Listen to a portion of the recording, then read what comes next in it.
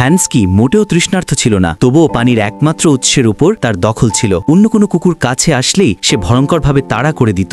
বাকি কুকুরগুলো কিছু বলতেও পারত না, শুধু চুপচাপ মাথা নিচু করে সরে যেত। কিন্তু একদিন একটি নতুন বড় কুকুর এলো। সে সোজা বরফের দিকে গিয়ে সহজেই একটি নতুন ছিদ্র করে ফেলল। সবাই অবাক হয়ে গেল, এভাবেও করা যায়? তারপর সব কুকুর সেখানে জড়ো হলো এবং নতুন কুকুরটি সবার সাথে পানি ভাগ করে নিল। এটা দেখে হ্যান্সকির খারাপ লাগলো। সে ভাবল, যদি সে সবচেয়ে দ্রুত দৌড়ায় তবে মালিক শুধু তার উপরই ভরসা করবে। কিন্তু সে জানত না যে একজন সত্যিকারের নেতা একা নয়, বরং সবার সাহায্য নিয়েই গড়ে ওঠে। একদিন এক মহিলা পথ দেখার জন্য সামনে গেলেন। হঠাৎ বরফ ভেঙে গেল এবং তিনি সরাসরি হ্রদে পড়ে গেলেন। লোকটি দৌড়ালো, কিন্তু তখন অনেক দেরি হয়ে গেছে। মহিলা পানিতে ডুবে যাচ্ছিলেন। ঠিক তখনই বাঘ বজ্রের মতো ছুটে এলো। সে লোকটিকে পেছনে ফেলে পানিতে ঝাঁপ দিল। শীতল অন্ধকার পানির ভেতর বাঘ মহিলাকে টেনে আনতে লাগলো। বারবার বরফে আঘাত পেলেও থামেনি। অবশেষে তাকে উপরে তুলে আনলো। বাঘ ভীষণ ক্লান্ত হয়ে পড়েছিল, তার শ্বাস দ্রুত চলছিল, কিন্তু লোকটির মনোযোগ ছিল মহিলার দিকে। বাঘ বেশিক্ষণ টিকতে পারল না এবং স্রোতে ভেসে গেল। লোকটি বরফের উপর পাগলের মতো বাঘকে ডাকতে লাগলো। হঠাৎ সে দূরে বাঘকে দেখতে পেল। সে ছুরি বের করে বরফ ভাঙতে লাগলো, কিন্তু বরফ এতটাই পুরু ছিল